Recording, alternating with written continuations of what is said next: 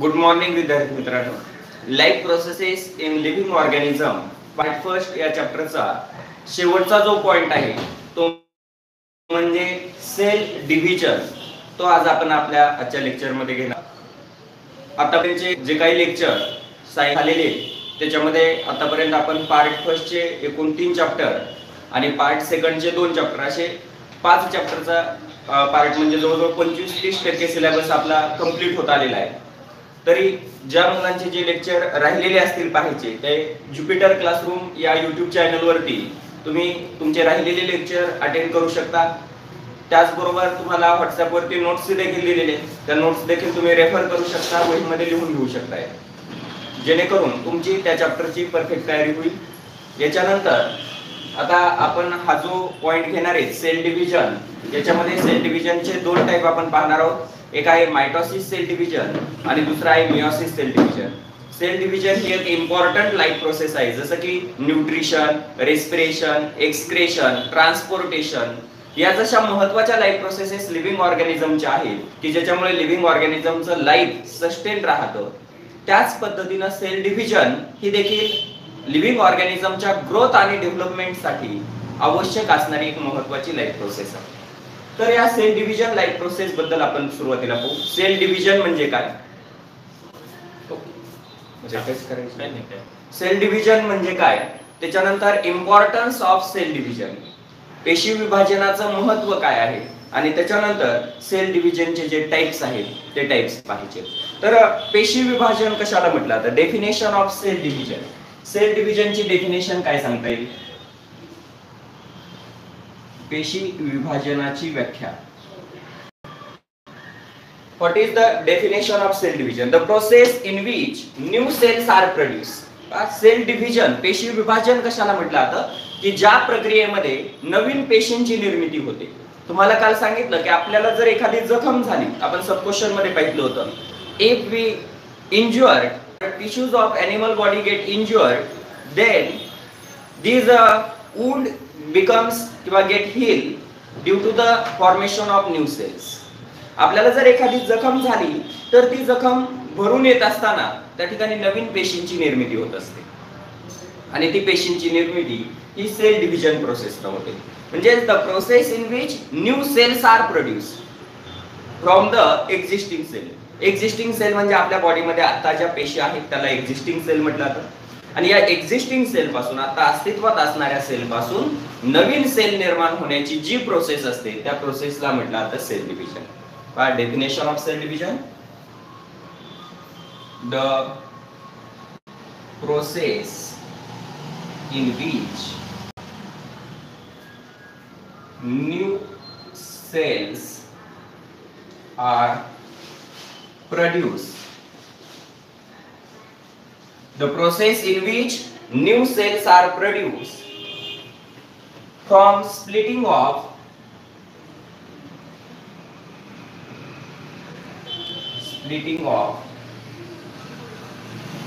existing cells. Existing cells split होऊन, विभागल्या जाऊन नवीन पेशी निर्माण होण्याच्या प्रक्रियेला सेल डिव्हिजन म्हणतात. The process in which new cells produced from the splitting of existing cells called as cell division.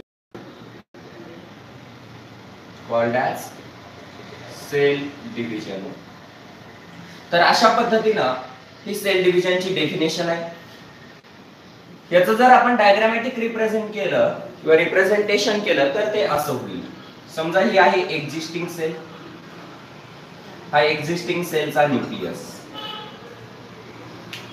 Nucleus of the existing sale.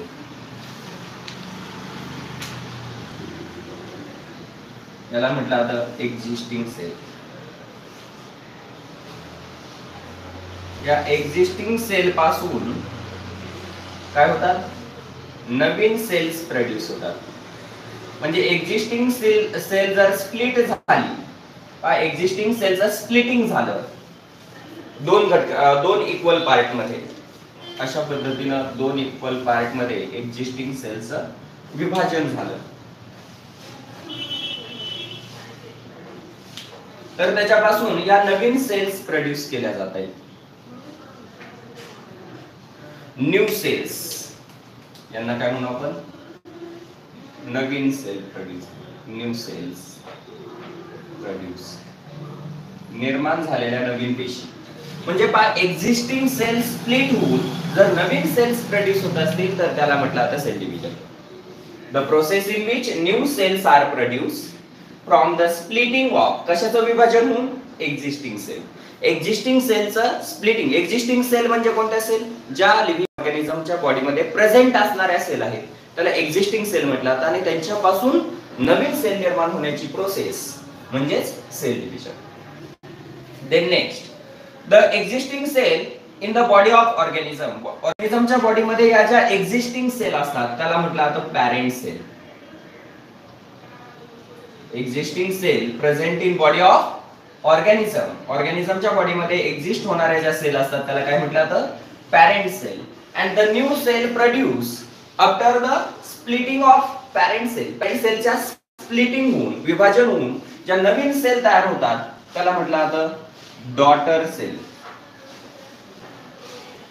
What is mean by parent cell. Parent cell कोणाला म्हटलं जातं, the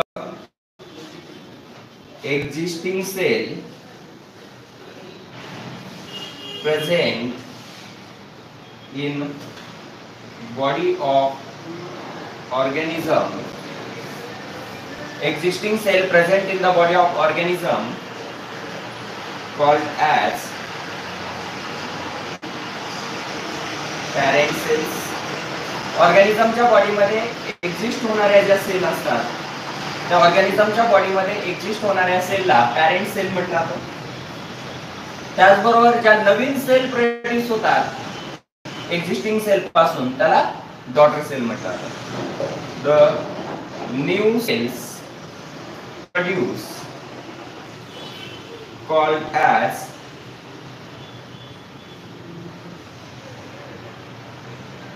daughter cells. Existing cell पासून produce होणाऱ्या ज्या new cells असतात त्यांना daughter cell म्हटलं जातं, आणि लिव्हिंग ऑर्गॅनिझमच्या बॉडीमध्ये असणाऱ्या एक्झिस्टिंग सेल म्हणजे पॅरेंट सेल असतात. आणि सेल डिव्हिजन मध्ये पॅरेंट सेल हे डॉटर सेल प्रोड्यूस करतात. Daughter cells are produced from the parent cell. Daughter cell या पॅरेंट सेल पासून प्रोड्यूस झालेल्या असतात by the splitting. Parent cell split होतात, त्यांचा न्यूक्लियस इक्वल पार्ट मध्ये स्प्लिट होतो आणि त्याच्यातून नवीन डॉटर सेल्स प्रोड्यूस होतात. The process of cell division control. ही जी सेल डिव्हिजनची प्रोसेस आहे ही प्रोसेस कोण कंट्रोल करतो, तर सेलच्या आतमध्ये सेंटरला हा जो न्यूक्लियस असतो,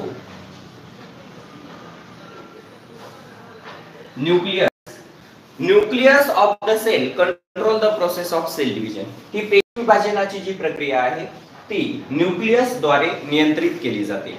that is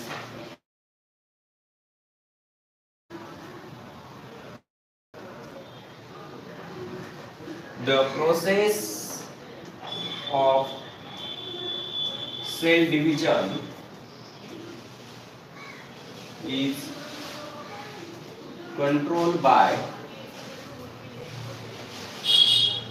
nucleus of cell. ही सेल डिव्हिजन ची प्रोसेस सेल मधील न्यूक्लियस द्वारे नियंत्रित केली जाते. It occurs in two step. It occurs in two steps. Cell division हे दोन स्टेप मध्ये घडून येतं. त्यातली पहिली स्टेप असते कॅरिओकायनेसिस. फर्स्ट स्टेप काय आहे, कॅरिओकायनेसिस, आणि सेकंड स्टेप असते सायटोकायनेसिस. सायटोकायनेसिस, कॅरिओकायनेसिस आणि cytokinesis, these are the two steps of cell division. प्रत्येक कुठलीही सेल डिवाइड होत असताना, सेलचं डिव्हिजन होत असताना दोन स्टेप मध्ये डिव्हिजन होतं. पहिली स्टेप असते कॅरिओकायनेसिस. What is mean bye कॅरिओकायनेसिस. कॅरिओकायनेसिस means division of nucleus. याचा जर आपण शब्दाशी अर्थ पाहिला, कॅरिओ म्हणजे न्यूक्लियस आणि कायनेसिस म्हणजे डिव्हिजन. लक्षात ठेवा. कॅरिओ, कॅरिओ म्हणजे काय? न्यूक्लियस. आणि कायनेसिस म्हणजे विभाजन, डिव्हिजन.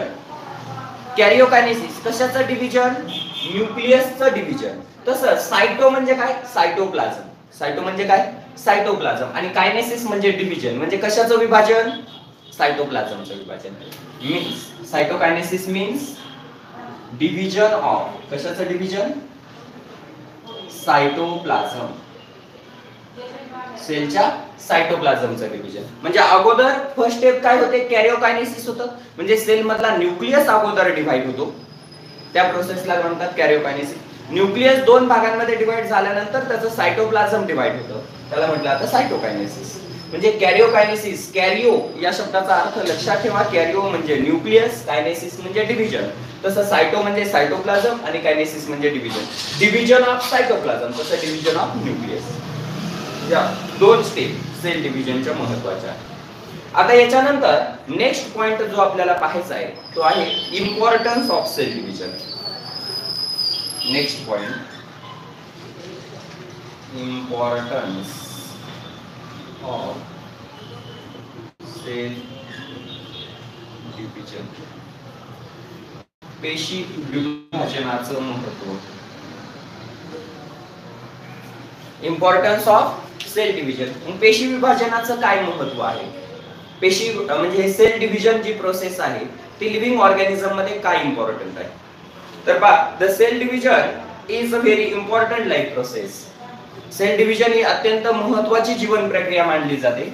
ॲज, त्याचं कारण, it is responsible for growth of living organism. It is responsible for growth of living organism. म्हणजे पहा, सजीवाच्या ग्रोथसाठी, सजीवाच्या वाढीसाठी सेल डिव्हिजन हे अत्यंत महत्त्वाचं आहे. Cell division is responsible for the growth of living organism. सजीवाच्या वाढीसाठी या पेशी विभाजनाची आवश्यकता असते किंवा पेशी विभाजनामुळे सजीवाची वाढ घडून येते. Then second importance, it helps for healing of wounds.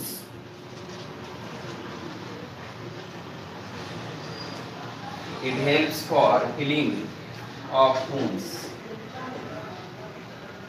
जखमा भरून येण्यासाठी देखील सेल डिव्हिजन मदत करतं.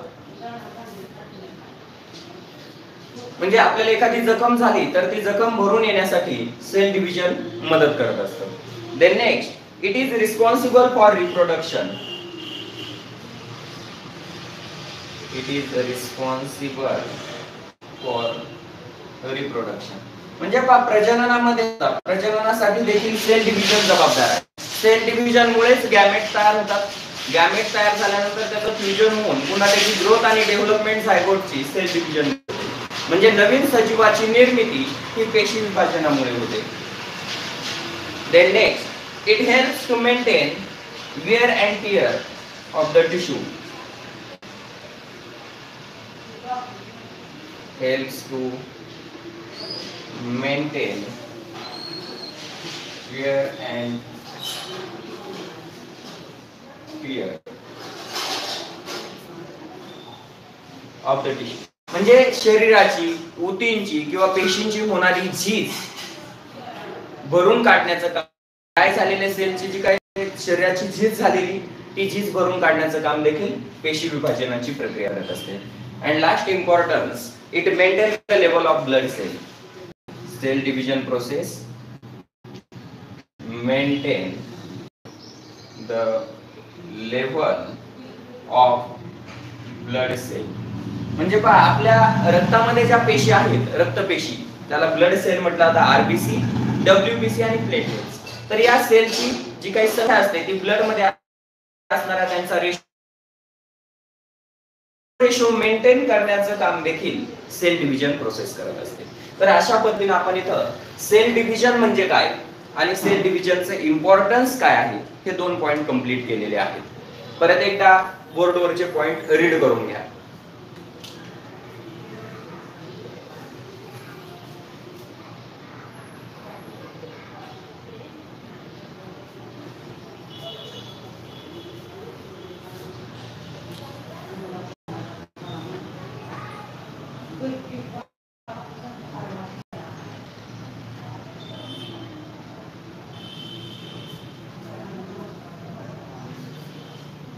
इथं एक पॉइंट सांगितलेला आहे तुम्हाला, the process of cell division is control by nucleus of cell. ते तुम्हाला दिसत नाहीये पावरती, तो पार्ट, हा पॉइंट मी इकडे लिहितो. तिसरा पॉइंट,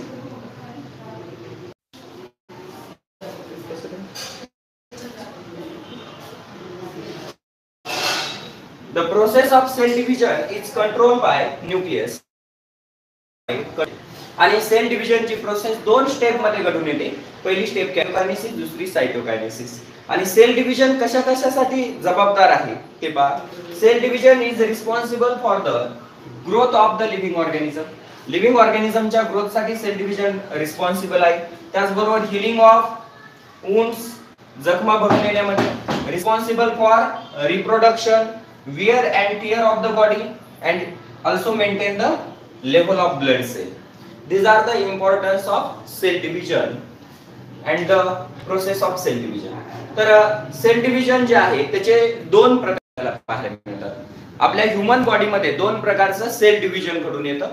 ते टाइप्स ऑफ सेल डिव्हिजन हा पॉइंट आपल्याला याच्यानंतर पाहायचा आहे. तर इथं तुमच्या लक्षात आलेले सेल डिव्हिजन म्हणजे काय, the process in which new cells are produce, splitting of existing cell. Existing cell split होऊन जर सेल प्रोड्यूस होत असतील तर त्याला सेल डिव्हिजन म्हटलं जातं. सेल डिव्हिजन मध्ये ज्या एक्झिस्टिंग सेल असतात त्याला पॅरेंट सेल म्हटलं जातं. ज्या नवीन प्रोड्यूस होणाऱ्या सेल असतात त्याला डॉटर सेल म्हटलं जातं. आणि ही सेल डिव्हिजनची प्रोसेस ही न्यूक्लियस नियंत्रित करतो, कंट्रोल करतो. आणि ती प्रोसेस दोन स्टेप मध्ये होते. पहिली स्टेप असते डिव्हिजन ऑफ न्यूक्लियस, ज्याला कॅरियोकायनेसिस म्हटलं जातं. आणि सेकंड स्टेप असते डिव्हिजन ऑफ सायटोप्लाझम म्हणजेच सायटोकायनेसिस. आणि हे सेल डिव्हिजन ह्यूमन बॉडी मध्ये किंवा लिव्हिंग ऑर्गॅनिझमच्या बॉडी मध्ये काय इम्पॉर्टंट आहे, कारण cell division is responsible for growth of living organism. Cell division helps for healing of wounds. Cell division is responsible for reproduction. Cell division helps to maintain wear and tear of the tissue, and it maintain the level of blood cell. Therefore, cell division is very important life process in living organism. Then next point is याच्यानंतरचा next point आहे types of cell division.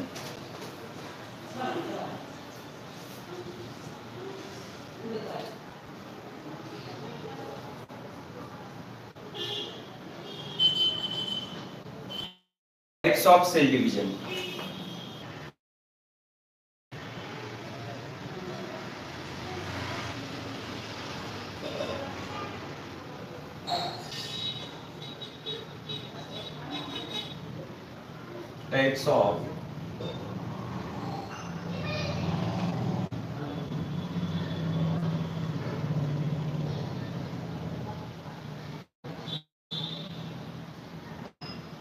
Types of cell division. पेशी विभाजनाचे प्रकार.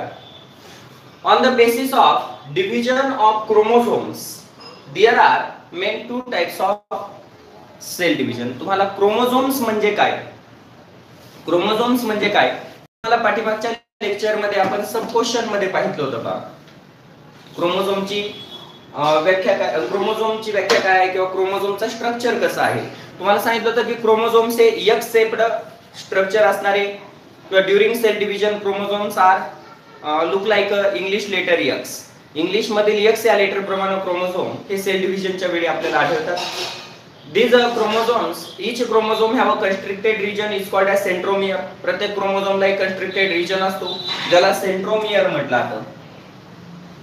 अशा पद्धतीने प्रत्येक क्रोमोझोमला एक constricted region असतो. त्या constricted region सेंट्रोमियर, या भागाला सेंट्रोमियर म्हटलं जातं. Two equal parts or two parts known as arms of chromosome. One is a short arm is called P arm, long arm is called Q arm. असे chromosomes दोन arm असतात and this chromosome is made up of the हे chromosome कुठे असतात, chromosomes म्हणजे गुणसूत्रे सेलच्या nucleus मध्ये आढळतात. These chromosomes are exist in कुठे आढळतात chromosomes, chromosomes are exist in nucleus of the cell. ही सेल आहे एनिमल सेल, हा एनिमल सेलचा न्यूक्लियस आणि एनिमल सेलच्या न्यूक्लियस मध्ये ते क्रोमोझोमचे स्ट्रक्चर आढळतात. क्रोमोझोम जे असतात तर सेल मधील क्रोमोझोम्स हे न्यूक्लियस मध्ये असणारे स्ट्रक्चर आहेत ते या पद्धतीने असतात. म्हणजे हा जो पार्ट आहे इकडचा आहे न्यूक्लियस, न्यूक्लियस ऑफ सेल हे आहे सेल. तर सेलच्या न्यूक्लियस मध्ये हा बाकीचा पार्ट आहे सायटोप्लाझमचा. इतर सेल ऑर्गेनेल देखील याच्यामध्ये सेल मध्ये असतात, जसं की माइटोकॉन्ड्रिया असतो, गोल्गी बॉडीज असतात, रायबोसोम्स असतात, व्हॅक्युअल्स असतात. तर या पद्धतीनं सेलच्या न्यूक्लियस मध्ये असणारे हे जे काही स्ट्रक्चर्स आहेत जे जेनेटिक मटेरियल कॅरी करतात. What is mean by chromosomes? The structure located inside the nucleus of cell which carries the genetic material from one generation to the another generation. किंवा genetic character from one generation to another generation. एका generation मधून पुढच्या generation मध्ये genetic character transfer करणारे जे structure असतात त्याला chromosomes म्हटलं जातं. and these chromosomes are made up of DNA. It is also called a genetic material and they are present in the nucleus of cell. आणि मग सेल डिवाइड होत असताना पहिली स्टेप काय असते? कॅरिओकायनेसिस, म्हणजे न्यूक्लियस डिवाइड होण्याची प्रोसेस. सुरुवातीला कोण डिवाइड होतो? सेल मधला हा न्यूक्लियस डिवाइड होतो. न्यूक्लियस डिवाइड होत असताना हे क्रोमोझोम कसे डिवाइड होतात, क्रोमोझोमचं विभाजन कसं होतं, याच्यावरून सेल डिव्हिजनचे दोन प्रकार पडतात. सायटोप्लाझम सर्व सेलचं सारख्याच पद्धतीने डिवाइड होतं बा. सायटोकायनेसिस ही स्टेप सर्व सेलमध्ये सारखी असते, परंतु कॅरिओकायनेसिस मात्र काही सेलमध्ये वेगवेगळ्या सेलमध्ये वेगवेगळं घडून येतं.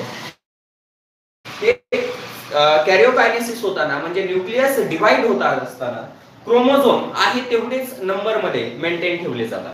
प्रत्येक ऑर्गॅनिझम मध्ये असणारी ही क्रोमोझोमची पेअरची संख्या ही स्पेसिफिक असते. हे आपण इयत्ता 9वी मध्ये अभ्यासले. जसं की ह्यूमन बॉडी मध्ये किती क्रोमोझोम्स असतात? ह्यूमन बॉडी मध्ये क्रोमोझोमची संख्या, या क्रोमोझोमची संख्या किती असते ह्यूमन बॉडी मध्ये? ह्यूमन बॉडी मध्ये क्रोमोझोमची संख्या असते 46. There are how many chromosomes present in the human body? There are 46 chromosomes present in the each cell of the human body. Human bodyच्या प्रत्येक सेल मध्ये 46 गुणसूत्र असतात. And these chromosomes are always exist in the form of pair. हे chromosome पेअरच्या रूपात असतात.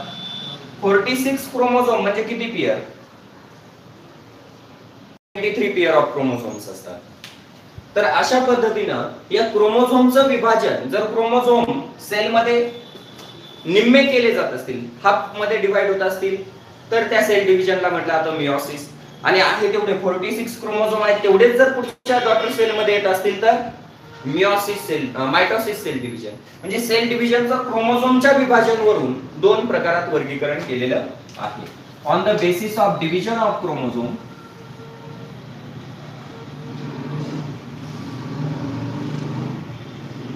division of chromosomes,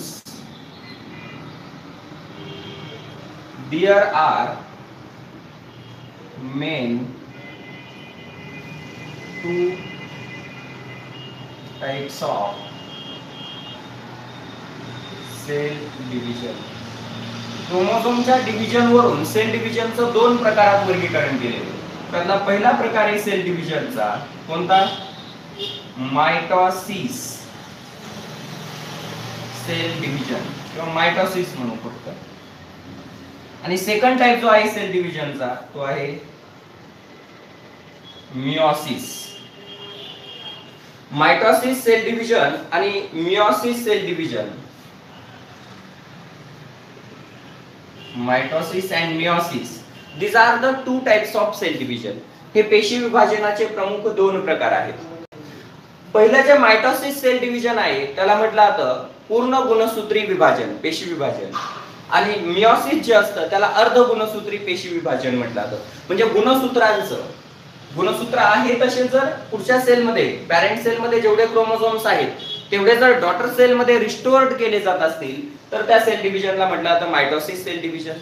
आणि जर daughter cell half number of chromosome restore करत असतील, म्हणजे पॅरेंट सेल मध्ये समजा 46 गुणसूत्र आहेत आणि डॉटर सेल मध्ये जर त्याच्या निम्मे म्हणजे 23च येत असतील तर त्या सेल डिव्हिजनला म्हटलं जातं मियोसिस सेल डिव्हिजन. तर ही मायटोसिस काय, मियोसिस सेल डिव्हिजन काय आहे, त्याच्या डेफिनेशन, त्याची प्रोसेस मेकॅनिझम आहे कॅरिओकायनेसिस सायटोकायनेसिस कसं घडून येतं हे डिटेल मध्ये आपण या दोन सेल डिव्हिजनचे टाइप्स अभ्यासणार आहोत.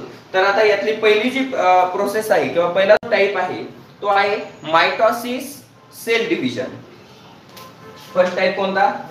सेल डिव्हिजनचे दोन प्रकार. पहिला प्रकार आहे मायटोसिस आणि दुसरा आहे मियोसिस. यातला फर्स्ट टाइप आपण बघू. Mitosis cell division. Mitosis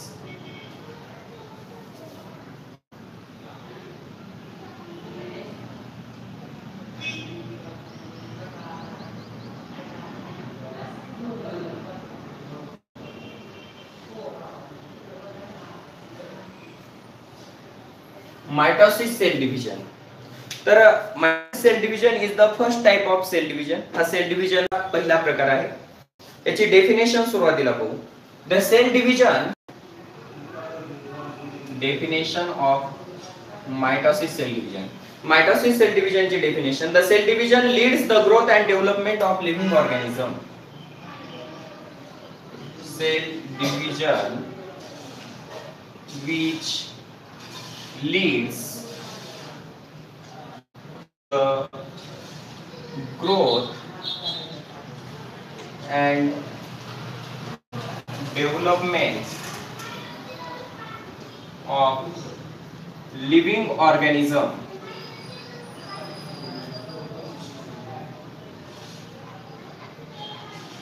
called as mitosis. ज्या सेल डिव्हिजन मुळे लिव्हिंग ऑर्गॅनिझमच्या बॉडीची ग्रोथ आणि डेव्हलपमेंट घडून येते. लिव्हिंग ऑर्गॅनिझमची ग्रोथ आणि डेव्हलपमेंट घडून येण्यासाठी जे सेल डिव्हिजन रिस्पॉन्सिबल असतं, जबाबदार असतं, त्या सेल डिव्हिजनला म्हटलं जातं मायटोसिस सेल डिव्हिजन. म्हणजे आपल्या शरीराची वाढ आणि विकास, म्हणजे आपलं वेट वाढतंय, हाईट वाढते, हे कशामुळे? या मायटोसिस सेल डिव्हिजनमुळे. म्हणजे आपल्या बॉडीमध्ये दोन प्रकारच्या सेल असतात का? Body cell. आपल्या सेलचे जे ते दोन आहेत. ह्यूमन बॉडीमध्ये किंवा लिव्हिंग ऑर्गॅनिझमच्या बॉडीमध्ये दोन प्रकारच्या पेशी असतात. एक असतात बॉडी सेल, एक काय असतात? बॉडी सेल, ज्यांना आपलं पूर्ण बॉडी बनलेली अशा बॉडी सेल. आणि दुसऱ्या असतात रिप्रोडक्टिव्ह सेल, ज्या रिप्रोडक्शन मध्ये सहभागी होतात. Reproductive cells.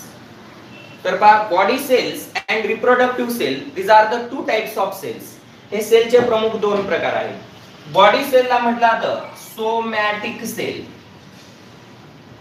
लक्षात घ्या, body cell is also called as somatic cell. म्हणजे आपल्या स्किन मध्ये, बोन्स मध्ये, मसल्स मध्ये ज्या टिश्यू आहेत किंवा ज्या सेल आहेत त्याला काय म्हणतात? Somatic cell. म्हणजे आपल्या या स्किन मधल्या सेल कोणत्या आहेत? Somatic cell. मसल्स मधल्या सेल कोणत्या? Somatic cell. बोन्स मध्ये असणाऱ्या सेल सोमॅटिक सेल. आपले जे बॉडी ऑर्गन, हार्ट, किडनी, हे ऑर्गन ज्या सेलला बनलेले त्या सेल कोणत्या आहेत? Somatic cell. म्हणजे सर्व आपल्या बॉडी मधल्या ज्या सेल असतात त्यांना सोमॅटिक सेल म्हटलं जातं. तर जे काही ह्यूमन बॉडी मध्ये ज्या रिप्रोडक्टिव्ह सेल असतात, रिप्रोडक्टिव्ह सेल म्हणजे जर्म सेल्स. रिप्रोडक्टिव्ह सेलला काय म्हणतात? Germ cells. म्हणजे समजा ह्यूमन मेल मध्ये स्पर्म सेल आणि फिमेल्स मध्ये एग सेल, या काय आहेत? जर्म सेल्स आहेत. म्हणजेच रिप्रोडक्टिव्ह सेल आहेत. आणि रिप्रोडक्टिव्ह सेल व्यतिरिक्त ऑर्गॅनिझमच्या बॉडीमध्ये जेवढ्या काही सेल असतात त्याला काय म्हणतात? Somatic cell. तर यापैकी आता या दोन प्रकारच्या पेशींपैकी हे जे मायटोसिस सेल डिव्हिजन जे आहे ते कोणत्या सेल मध्ये घडून येतं? तर लक्षात घ्या, the mitosis cell division takes place in a somatic cell. Mitosis कोणत्या cell? Mitosis cell division cell मध्ये होतं? सोमॅटिक सेल मध्ये. तसं जर्म सेल मध्ये होणारा सेल डिव्हिजन, रिप्रोडक्टिव्ह सेल मध्ये होणारा सेल डिव्हिजन हे कोणतं असतं? मियोसिस असतं. म्हणजे ऑब्जेक्टिव्ह मध्ये सुद्धा विचारलं जातं, हे परफेक्ट लक्षात ठेवा. Mitosis cell division takes place in a somatic cell or body cell, while meiosis cell division takes place in a germ cell or reproductive cell. तर इथं सेकंड पॉइंट जो आहे तो काय? डेफिनेशन नंतरचा, डेफिनेशनचा फर्स्ट पॉइंट की ज्या सेल डिव्हिजन मुळे सजीवाची ग्रोथ आणि डेव्हलपमेंट होते त्याला मायटॉसिस सेल डिव्हिजन म्हटलं आता. The mitosis cell division takes place in a mitosis cell division takes place in a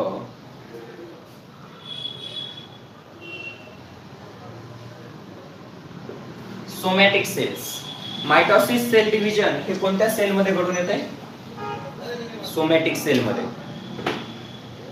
आणि जर मियोसिस असेल तर ते जर्म सेल मध्ये म्हणजे रिप्रोडक्टिव्ह सेल मध्ये होतं. मग आपल्या बॉडीच्या ज्या स्किन, बोन्स, मसल्स यांची जी वाढ होते ती कोणामुळे होते? या मायटॉसिस सेल डिव्हिजन मुळे त्यांची ग्रोथ आणि डेव्हलपमेंट घडून येत असते. Before this cell division somatic cell double its chromosomes. Before this cell division somatic cells double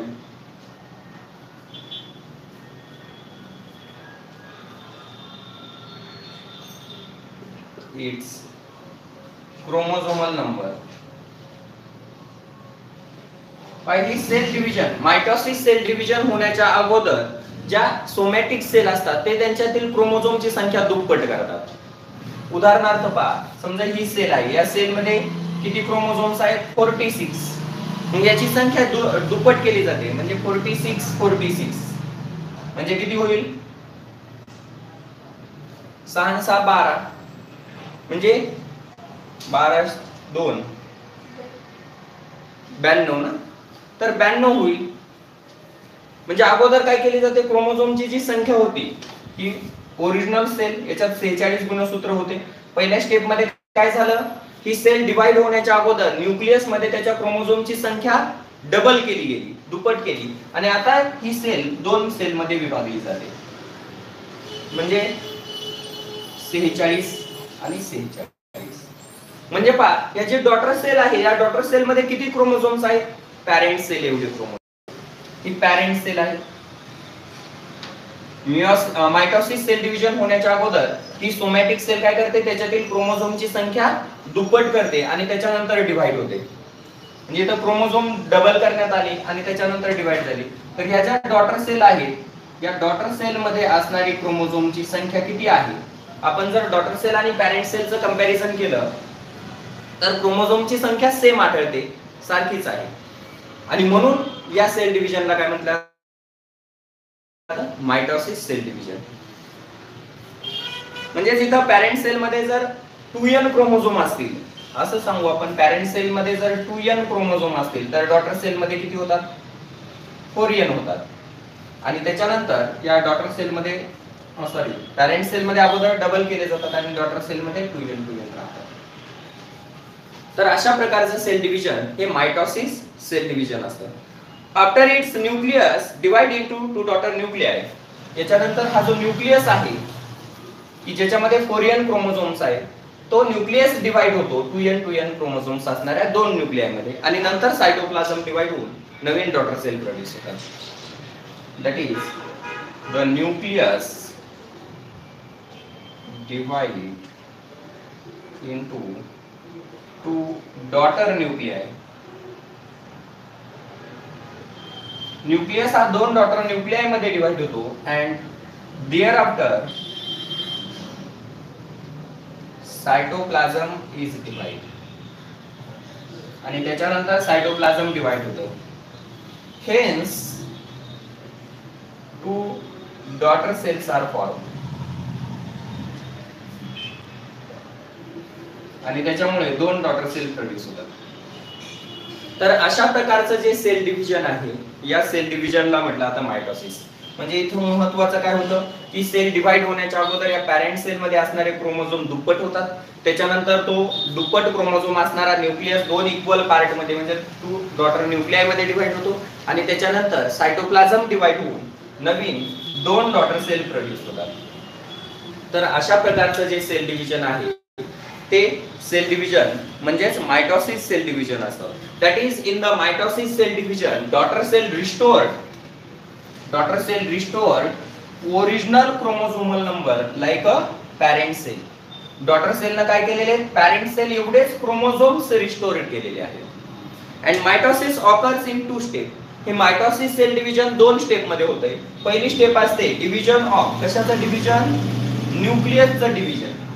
हा न्यूक्लियस अगोदर डिवाइड होतो आणि नंतर डिव्हिजन ऑफ न्यूक्लियसला काय म्हणतो आपण, कॅरिओकायनेसिस. आणि नंतर सायटोप्लाझम डिवाइड होतो, त्याला म्हटलं जातं cytokinesis. That is mitosis cell division occurs in 2 steps. First is a karyokinesis and second is a cytokinesis. Mitosis असो किंवा मियोसिस असो 2 स्टेप मध्ये होतं, कॅरिओकायनेसिस, सायटोकायनेसिस. मग कॅरिओकायनेसिस याचं कसं घडून येतं आणि सायटोकायनेसिस कसं होतं, तो जो पार्ट आहे तो याच्यानंतरचा मायटोसिस सेल डिव्हिजनच्या प्रोसेसचा पार्ट आहे. म्हणजेच आपण इथं असं म्हणू शकतो,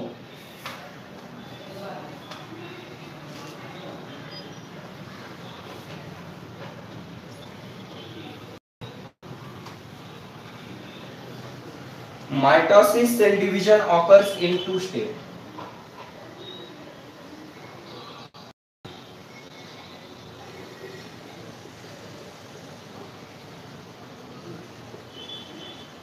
Occurs in 2 steps. मायटोसिस आहे हे जे पेशी विभाजन आहे 2 स्टेप मध्ये होतं. त्यातली पहिली स्टेप आहे कॅरिओकायनेसिस आणि दुसरी स्टेप जी आहे ती आहे सायटोकायनेसिस. तर कॅरिओकायनेसिस आणि सायटोकायनेसिस अशा 2 स्टेप मध्ये मायटोसिस सेल डिव्हिजन घडून येतं. तर मायटोसिस सेल डिव्हिजनचं जे कॅरिओकायनेसिस आणि सायटोकायनेसिस आहे हा पॉइंट थोडासा विस्तीर्ण आहे, मोठा आहे आणि तो आताच्या लेक्चर मध्ये कंप्लीट होणं शक्य नाही.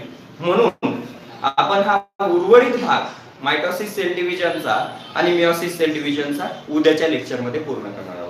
तर आज आपण इथं थांबतोय. जेवढा पार्ट या चॅप्टरचा शिकून झालेला आहे किंवा सिलेबस मध्ये आपले जेवढे चॅप्टर शिकून झालेले ते सर्व व्हिडिओ ज्या मुलांचे हुकलेले असतील, काही पाहायचे राहिलेले असतील, तर ज्युपिटर क्लासरूम या YouTube चॅनल वरती ते सर्व व्हिडिओ सेव्ह आहेत. तुम्ही ते रिपीट करून पाहू शकता.